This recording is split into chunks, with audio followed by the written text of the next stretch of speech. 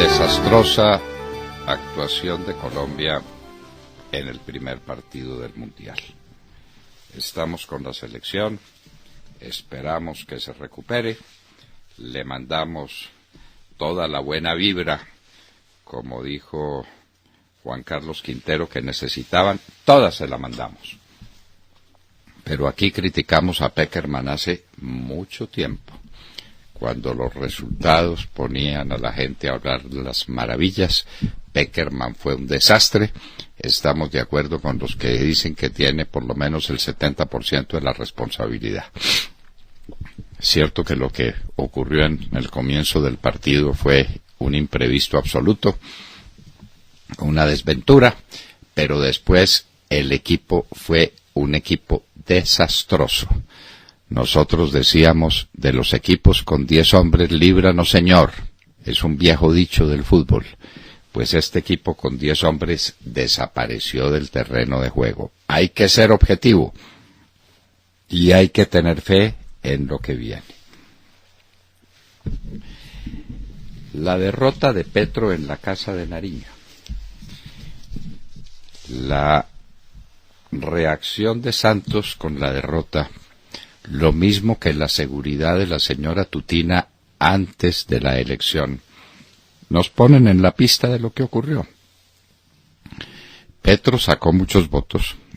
Hay que tener cuidado con esa izquierda que se está aprovechando del descontento, legítimo descontento del pueblo colombiano con una casta política que se lo robó, comandada por Juan Manuel Santos.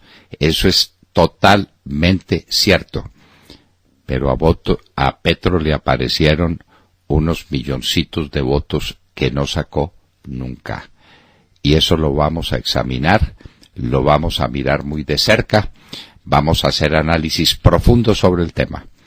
El hecho de que Iván Duque haya ganado no nos puede privar de la obligación de examinar con ustedes y para ustedes, queridos oyentes, cómo era el fraude que tenían preparado desde la Casa de Nariño. Y el desconcierto, la furia de Juan Manuel Santos con su gente, porque Petro no había ganado. Son noticias que tenemos de primera mano. Sigue el drama de la separación de familias en los Estados Unidos. Ayer decíamos, recordando la famosa frase sobre el fusilamiento del duque de Anjou, que eso también es peor que un crimen, es una equivocación. De todos los errores de Trump, este es el más costoso de todos, porque además es el más infame. Lo que están haciendo con esos niñitos no tiene perdón de Dios, con esas familias. Yo de padre me enloquezco, confieso que me enloquezco, pierdo la razón si me quitan, me separan de mi hijito de 3 años de edad.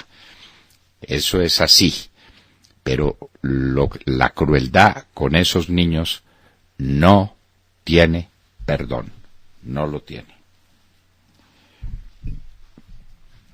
¿Cómo ganó Iván Duque en la costa atlántica? ¿Cómo ganó en Caldas? ¿Cómo actuaron las familias antioqueñas defendiendo los principios esenciales sobre los que está edificada la Antioquia Grande? Hablaremos hoy con los nuevos jefes políticos que surgieron en esta gran campaña electoral que llevó a la presidencia a Iván Duque. ¿Cuándo habla, señor fiscal? Ya nos notificó que absolvió a las ministras Parodi y Álvarez contra toda evidencia. ¿Cuál es el juego que está jugando, señor fiscal? Entonces, primero levanta esta oleada de expectativas por las revelaciones que hará.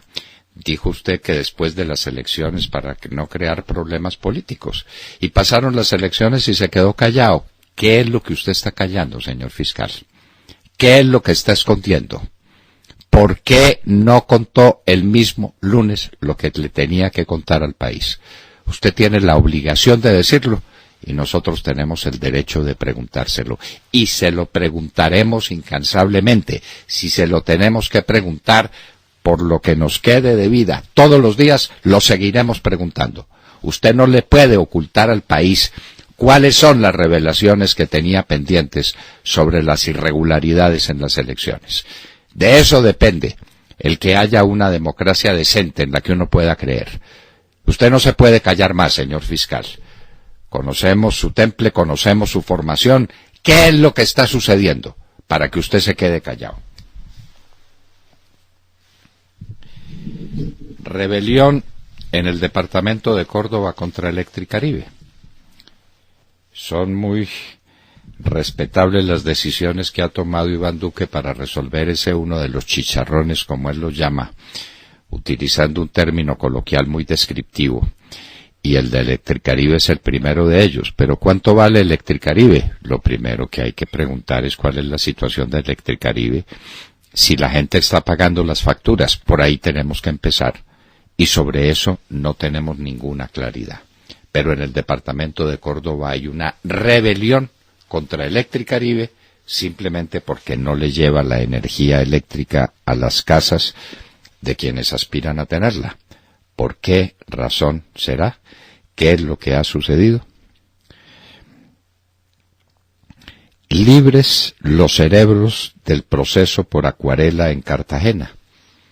El Poder Judicial colombiano nos trae todos los días peores noticias. ¿Cómo es esto que construyen un poco de edificios en Cartagena mal construidos, contra todas las reglas antisísmicas, para robarse la plata de la gente, y todos los que compraron esos apartamentos quedan en la ruina y no pasa nada, y un juez los manda para su casa los cerebros de semejante atentado contra el bien común, contra los derechos de la gente, contra la moral pública? Pero ¿en qué están los jueces colombianos, por Dios? Lo de Acuarela es otro monumental escándalo de un poder judicial que, Ave María, todos los días nos da una noticia peor.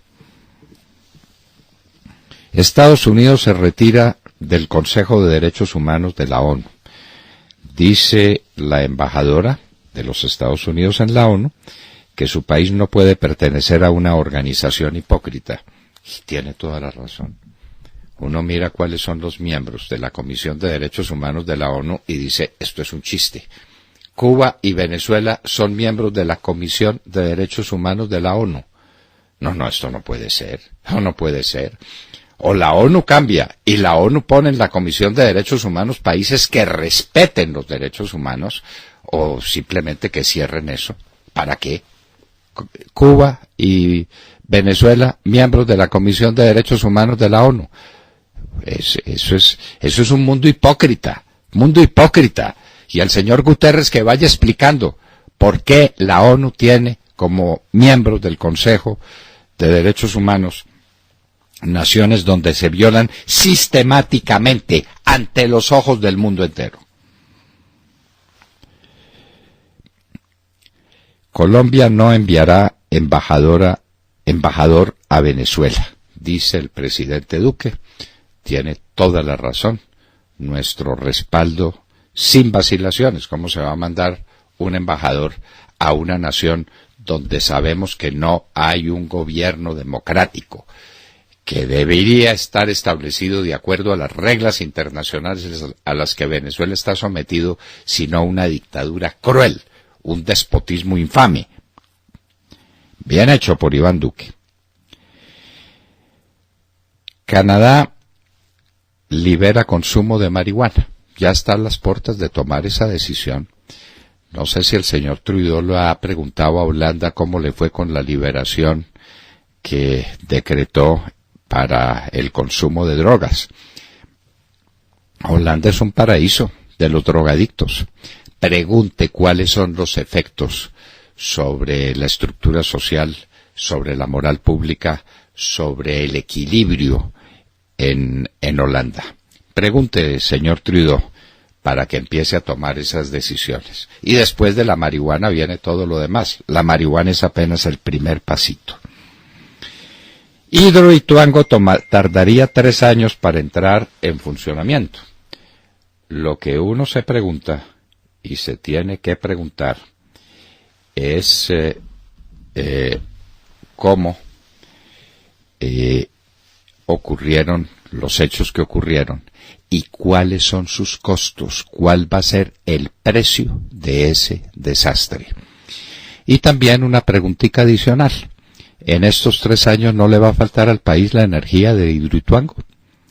Si no le va a faltar es porque Hidroituango estaba mal diseñado e iba a producir una energía que nadie iba a consumir o que le tendríamos que vender a países vecinos, sin saber uno cómo será ese mercado. De manera que lo de Hidroituango también tiene muchas más preguntas que respuestas. El ELN le pide al presidente Duque que continúe diálogos. El presidente Duque contestará, suponemos nosotros con toda razón, ¿y ustedes se comprometen a no poner más bombas? ¿Se comprometen a no asesinar más soldados? ¿Se comprometen a no traficar más con cocaína? ¿Se comprometen a no violentar más a los indígenas del Cauca, por ejemplo? Bueno, de manera que el ELN pide diálogos, pero no ofrece un comportamiento en medio del cual se puedan adelantar unos diálogos para que se pongan a disposición de las leyes de la República. Moody's dice que tiene fe en el sector financiero como elemento dinámico de la economía colombiana, pero al mismo tiempo dice que le preocupa la enorme cantidad de carteras sin recuperar que tiene el sector financiero. Nosotros no entendemos. El primer indicador que un experto en materia financiera busca en un banco es cómo es la cartera que tiene y en qué medida esa cartera es sana. El primero. Moody's tendrá expertos muy especiales que puedan decir que los bancos están muy bien, porque tienen reservas, pero reservas que están siendo carcomidas por una cartera mala, creciente y muy peligrosa para el porvenir del país.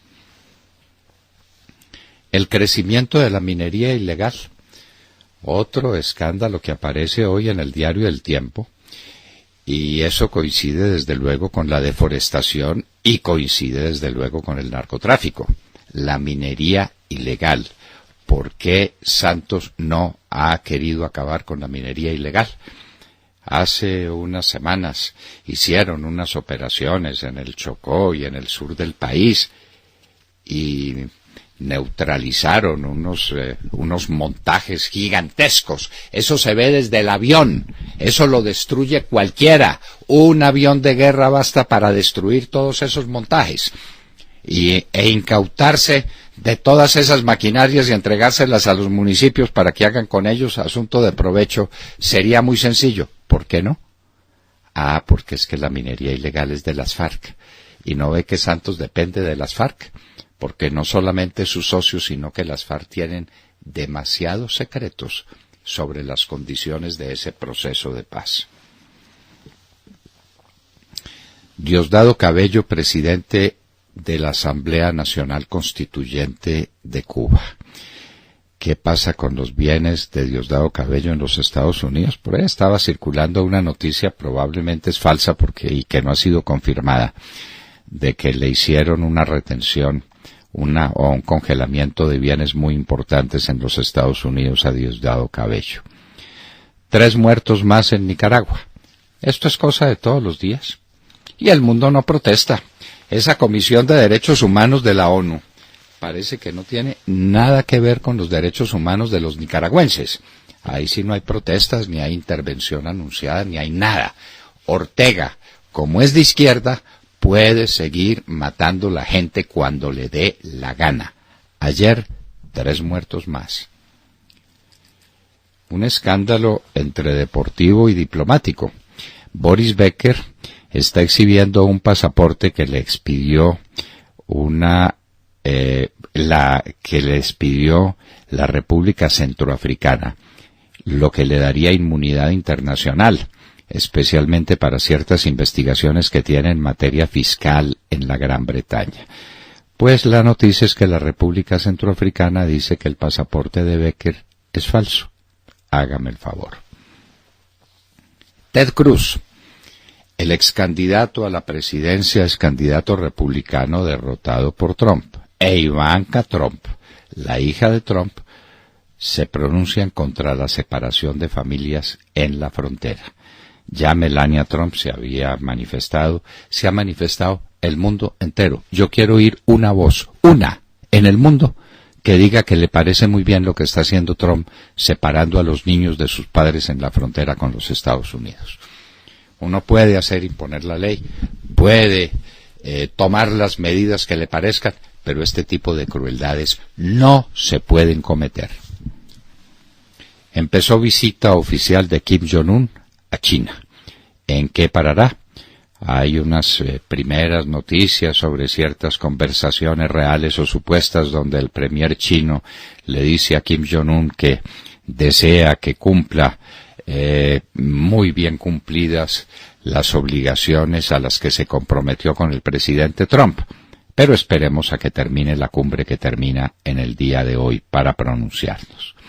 Y hoy en la historia, en el año 451 de nuestra era, en Chalons, o en los campos cataláunicos, que de ambas maneras se llama esa batalla, lo que quedaba del Imperio Romano y el rey godo Teodorico lograron contener a Atila, batalla de Chalons o campos cataláunicos.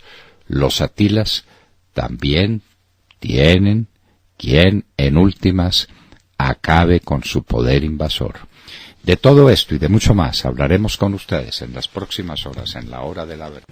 Tantas ilusiones, y al parecer jugamos con el equipo débil del grupo, y perdimos de manera contundente, y hay que ser objetivos y decir que a Peckerman le quedó grande el problema, muy grande le quedó. Pero bueno, los comentarios son suyos. Tata Castro, saludémosla mañana. Doctor Londoño, compañeros y oyentes, muy buenos días. Ya que estamos en modo mundial, nuestra noticia deportiva de hoy tiene que ver con lo que sucedió ayer en Rusia. La lógica no se dio en el grupo H. La derrota de Colombia y de Polonia no se esperaba, sabiendo que Japón y Senegal ocupan el puesto 61 y 27 respectivamente de la clasificación mundial de la FIFA. Después de la absurda derrota de Colombia frente a Japón, Senegal venció 2-1 a Polonia y así firmó la primera victoria africana en este mundial después de las derrotas de Egipto, Marruecos, Nigeria y Túnez.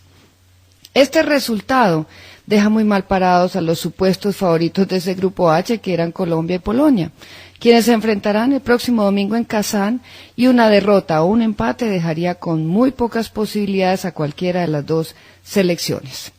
Por otra parte, les cuento que concluida ayer la primera jornada de la fase de grupos, donde todas las selecciones disputaron su primer partido, el grupo A inició la segunda ronda con el partido de Rusia y Egipto, donde los anfitriones vencieron 3-1 a los africanos y así completaron 2 victorias, 6 puntos y 8 goles en 2 partidos jugados, y están muy cerca de avanzar a los octavos de final. Sorprendieron los rusos con esta victoria, sobre todo porque la selección egipcia recuperó a su gran estrella Mohamed Salah, quien jugó todo el partido y anotó el único gol de su equipo de penalti. Les cuento que en ese mismo grupo, si Uruguay vence hoy a Arabia Saudita, ese partido comienza a las 10 de la mañana, eliminan a Egipto faltando un partido para completar esta fase de grupos. Hoy vuelve a jugar España. Se enfrentarán al líder del grupo, Irán, a la 1 de la tarde, y Portugal a las 7 de la mañana en ese mismo grupo lo hará con Marruecos. Doctor Londoño, si Cristiano Ronaldo le anotó 3 goles a España, ¿cómo va a ser hoy con Marruecos? Continúa el Mundial. Los colombianos solo esperamos que Peckerman, sin Carlos Sánchez frente a Polonia el próximo domingo, diseñe una buena estrategia para que podamos seguir soñando. En el fútbol no funciona la regla de 3. Me muero de pena. Pero si funcionara a Marruecos, Cristiano Ronaldo le debe meter 7 u 8. No, vamos a ver. Esa regla de 3 no funciona en fútbol. En todo caso, Colombia tuvo una pobrísima actuación. El equipo estuvo desconocido, Pekerman no supo conformar un equipo competitivo, por lo menos para el día de ayer. Uno tiene que ser objetivo, no para decir que todo está perdido, ni más faltaba. Hay que mantener vivo el entusiasmo, hay que levantar el corazón. Pekerman no nos gustó nunca, contra toda la opinión de los cronistas deportivos que lo ensalzaban y que ahora dicen que es un desastre. Bueno, esas son las cosas del fútbol, tal vez por eso es tan lindo el fútbol, Tata, porque las cosas van y vienen con una gran rapidez. Lo cierto es que lo de ayer fue lamentable. Desde luego que nadie contaba con ese primer gol y con esa torpeza cometida por uno de los mejores jugadores de Colombia. Claro, eso desequilibra un equipo, pero ahí faltó conducción, ahí faltó arranque, ganas, espíritu combativo. Aquello, ¿usted se acuerda? Líbranos de los equipos con 10 hombres, líbranos, señor. Bueno. Sí, para pues mí eso es como saber manejar un avión en emergencia. Porque ahí entramos en un modo de emergencia con la expulsión de Carlos Sánchez. Ahí es donde está el buen piloto. Al buen piloto lo preparan es para las emergencias. Claro. Manejar un avión tranquilo, con plena luz del día y con cielo azul. Eso lo hace cualquiera. Automático. Bueno, muy bien. William Calderón. Doctor Londoño, buenos días Colombia, gracias por invitarnos a sus hogares y a sus vehículos. Hoy es miércoles 20 de junio del año 18. Faltan 47 interminables días para que concluya el más corrupto gobierno en la historia política de Colombia y de América, según el doctor Fernando Londoño Hoyos. En torno a las impolutas ministras, en el caso de Odebrecht ocurre por un marcado interés en el otro sí, que se firmó en la Agencia Nacional de Infraestructura a favor de Odebrecht y que tenía como objeto la construcción de la vía entre los municipios de Ocaña y Gamarra, en el norte de Santander. La Fiscalía las investigó, interrogó en una aplazada diligencia y concluyó que las pruebas no resultaron contundentes para pasar a una segunda fase de la investigación, una imputación de cargos. En lugar de la imputación a las impolutas ministras, los investigadores del caso tomaron la determinación de archivar el proceso y darle crédito a las explicaciones que entregaron las exfuncionarias para refutar su presunto interés en la firma de ese millonario contrato a favor de la multinacional brasilera. En un interrogatorio, el director de la ANI, Luis Fernando Andrade, aseguró que la exministra Cecilia Álvarez era la encargada del primer convenio que se gestionó para construir la vía Sodoma-Gomorra. No, la de la Gamarra, Ocaña y Gamarra. Ocaña y Gamarra. Perdón, es una cosa igualita. Yo no sé por qué le da risa, mamón. Tramo en investigación. Usted es muy malo, William. Ocaña y Gamarra. Ay, yo pensé que tan temprano para esos chistes. Sodoma y Gomorra, sí. Tramo en investigación, mientras una denuncia acusó a la Parodi de tener un interés económico y familiar en el desarrollo de ese proyecto. Ninguno de los argumentos en contra de las impolutas se comprobó, así que la decisión fue el archivo del caso en su contra. Doctor Londoño, entonces, ¿dónde está aquí la justicia? Bueno, no existe. Ya. No existe. Falta la absolución de Odebrecht y entonces ahí sí quedamos con el campeonato mundial de las inconsecuencias. Pues si las ministras no tuvieron interés especial, el puerto de Gamarra, en ese puerto no tenía nada que ver el hermano de Gina Parodi y la familia Parodi, nada que ver. Entonces, entonces Odebrecht no tuvo que sobornar a nadie ni tuvo favorecimiento de nadie, entonces que viva Odebrecht, a ver qué contratico le damos. Puede ser la terminación de Hidroituango, por ejemplo, algo y pedirles disculpas por las molestias causadas. Vamos para allá. Montserrat Fernández. Muy buenos días a todos. Bueno, ya es un hecho, esta noticia que yo les traigo no es muy buena, pero ese cuento que algunos dicen de que en Colombia se produce la coca, pero la consumen en otros países, no es verdad. Según un estudio de la Universidad de los Andes, el consumo de la cocaína se duplicó en Bogotá, que esto es grave, en los últimos 4 años. Y en toda Colombia en general aumentó el consumo de drogas ilegales. En Bogotá el consumo de cocaína pasó de 7.5% al 16.7%. Y según este informe, que lo hizo el Centro de Estudios de Seguridad y Drogas de la Universidad de los Andes, la edad promedio de consumo de alcohol es 15 años y cigarrillo 16. Los que consumieron alguna vez en la vida pasó del 8.3 en el 2015 al 16.7% en el 2017. En cuanto a la marihuana, el estudio advierte que entre el 2015 y el año pasado tal proporción creció en cerca de 17 puntos porcentuales. El aumento en consumo de marihuana se da sobre todo de los 23 años en adelante.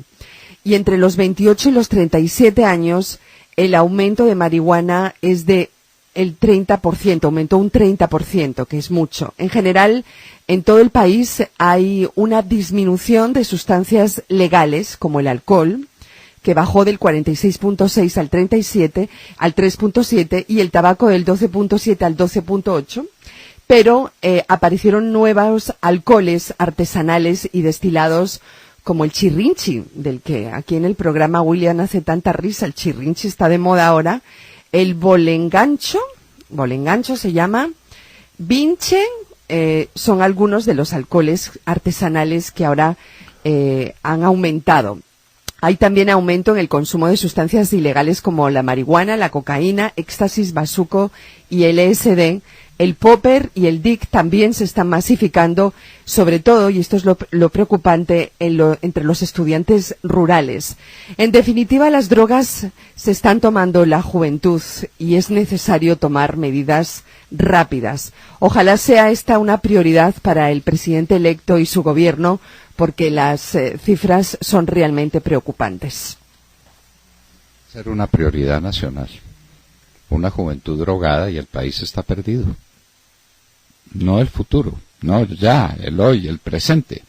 Este es un daño pavoroso que se le está haciendo a Colombia. Ese cuento pues de que los muchachos consumen, pero que después se rehabilitan. No. Un muchachito de esos que empieza a fumar marihuana o a meter marihuana de cualquier manera que sea y después salta la cocaína, el daño es irreparable, el daño es irreversible. Y la sociedad colombiana no puede conformarse con eso, de ninguna manera. ¡Qué horror, por Dios! ¡Qué horror! Sergio Gel. Doctor Londoño, muy buenos días para usted, para todos nuestros oyentes. Pues seguimos con los ojos puestos en Ecuador, porque se le sigue cerrando el cerco al expresidente Rafael Correa por su presunta participación en el secuestro del ex asambleísta ecuatoriano Fernando Balda, secuestro que se ejecutó, recordemos, en el norte de Bogotá en el año 2012 y que fue frustrado gracias a un grupo de taxistas que se percató de lo que ocurría. Pues bien, la justicia cojea pero llega, y Correa cada vez se ve más acorralado. El proceso judicial en su contra avanza a toda marcha en Quito.